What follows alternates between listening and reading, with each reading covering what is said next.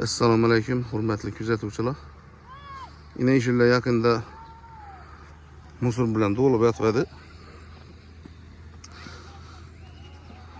Geldilardan tozaladılar, rahmat. Sog' salomat bo'lasizlar. Bu yan taraf Kerbekdan kelaverish. Mana bu yan taraf O'shardan kelaverish ichki yo'l. Yana Sho'ra buva ekologiya xodimi geldilar.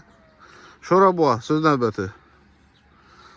Hurmatli mahalladoshlar, hurmatli Kerbek ahli, hurmatli o'shaliklar. Mana biz bugun mana shu noqonuniy bir chiqindixonada turibmiz. Mana shu belgilanmagan hududlara fuqarolar tomonidan chiqarilgan chiqindilari mana ekologiya hamkorlikda mana blogerimiz bugun yonimizda turibdi. Men geldim bir de mahalla nomidan shuni bartaraf qildik. Rahmat. Endi men shu fuqarolardan hem Kerbek hem O'sha xalqidan iltimos qilaman. Mana shu hududlarimizdan endi chiqindilarni tashamasangizlar. Sababi bu atrof muhiti buza yaptı. To'g'ri aytasiz. Ko'p chiqindilar bor ekan, birgalikda yana ko'rdik. Birdan nafas olish o'zi qiyin bo'lib qoldi-da. Shuning uchun ertang biz bu ish qiladigan bo'lsak, bolalarimiz ham shuni o'rganib qoladi. Demakki, faqat mana shu belgilangan hududlarda kerak bo'lsa mana shu dud bilan birgalikda hamkorlikda shartnoma qilib, shunday ishlarni birgalikda bartaraf qilsak juda yaxshi bo'lardi. Men iltimos qilaman. Endi bunda holatlarga yo'l qo'ymanglar. Masalan, bu yana aytdim, bu katta sarf xarajat bilan bo'lib turibdi. Ancha vaqtimiz ketib turibdi. Hammamiz to'yimiz, tomoshamiz birgalikda bo'lib turibdi. Ayniqsa katta yoshdagilarda iltimos qilardim.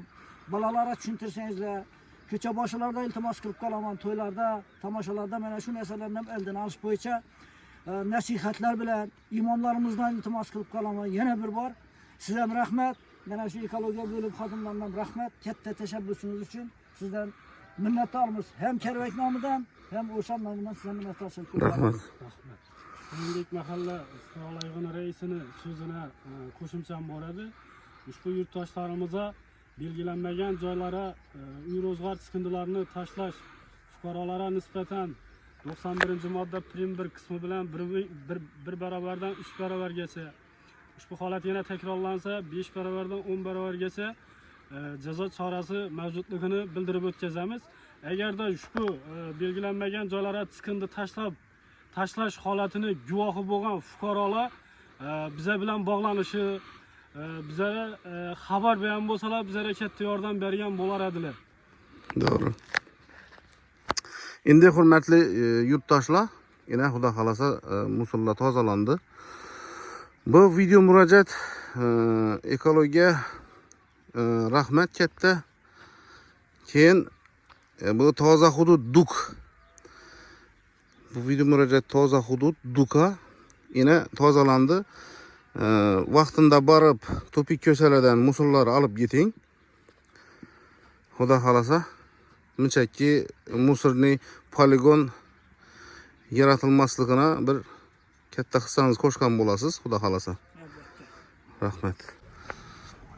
Yana bu musorning poligonlari tozaladilar, xudo xolasa. Endi bellada musor yo'q. Endi xalqqa murojaat. Tashamang, sog' bo'ling, salomat bo'ling. Yana ekologiyadan ham xodimlar keldi. Sho'ra ham shuda. Yana hamma keldi. Rahmat, sog' salomat bo'lasizlar kelganingiz uchun. Sizga rahmat yoritib berganingiz uchun sog' bo'ling. Rahmat katta.